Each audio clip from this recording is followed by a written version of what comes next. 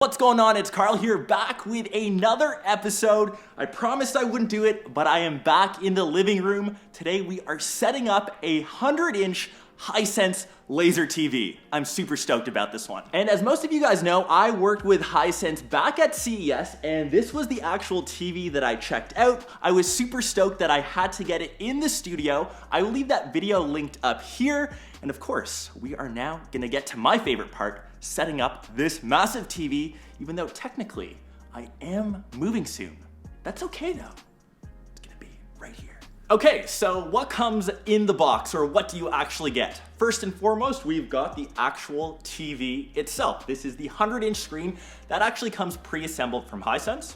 Big thanks. We also have the Harman Kardon subwoofer, the actual 4K TV itself down here, and maybe the most important thing, the wall mounting bracket. Obviously, you'll need this guy to get your screen up on the wall. Now that we've got all our components, we obviously need some gear to assemble this guy. First off, a level, some masking tape, a pencil just to mark on the wall where you're gonna make all your drill points, a handy Phillips screwdriver, a stud finder for the wall, good old measuring tape, last but not least, drill, and of course, drill bit.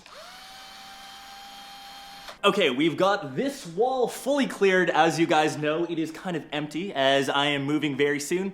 I had to do it. It's almost like a little trial process for me. We'll learn all the little kinks, the whole process, and when I eventually go back to my new spot, I'll be a pro.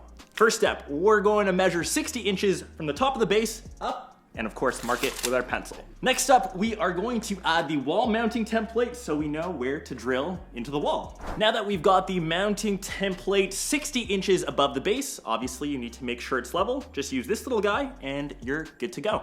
Next step, we are going to find our studs with this little guy. Now that we've got all the lines marked on the template, it is time to drill. Just remember, right in the middle of them. Now that we've made all the drill incisions, we're gonna take the bracket, we're gonna line it up to the drill holes, obviously use the level to make sure everything is straight, and trace the bottom holes down there. Screws and plugs in. Now, of course, take the bracket, we've got the screw, and we will do that for all 4 holes. Brackets mounted. Now we've got the wands, one long one, one short one. Obviously line them up, and we can form a straight line. We'll be hanging one off of each bracket. We finally have everything mounted. Now's my favorite time.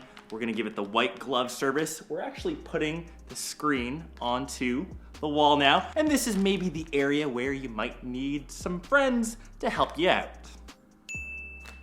We got them. We need the gloves to not get any oil or residue onto the screen.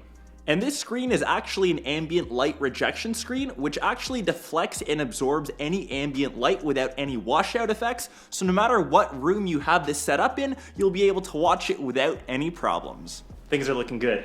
Getting to my favorite piece now, we are going to finally unbox the laser TV. We'll make the first incision. We'll get this guy set up onto our TV stand, and we'll get the image nicely centered into the screen we've just mounted. Now that we've got this guy out of the box, we're gonna place it on top of our TV stand. Just make sure you plug in the power and any necessary components, like your gaming consoles or your cable.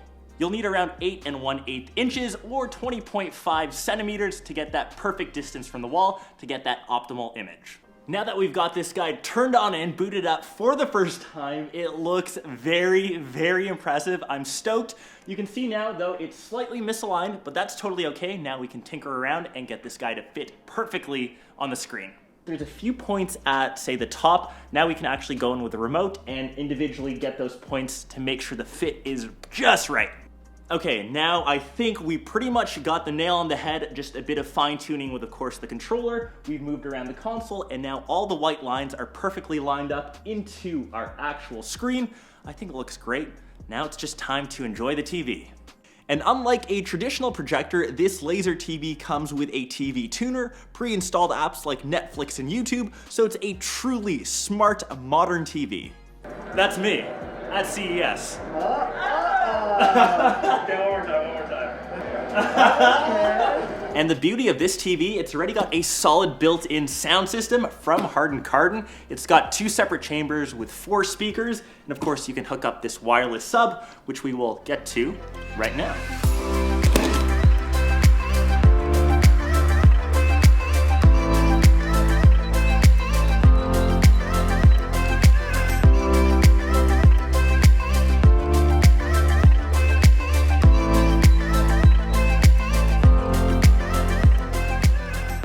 I've got the TV fully set up, and words cannot describe how amazing it is to have a 100-inch TV set up in my very own place. Is it slightly overkill because I'm moving in T-minus 15 days? Not at all. This is the first time I had to set it up. I'm sure when it moves to my new spot, it will be perfect. Cannot wait to share more content with you guys.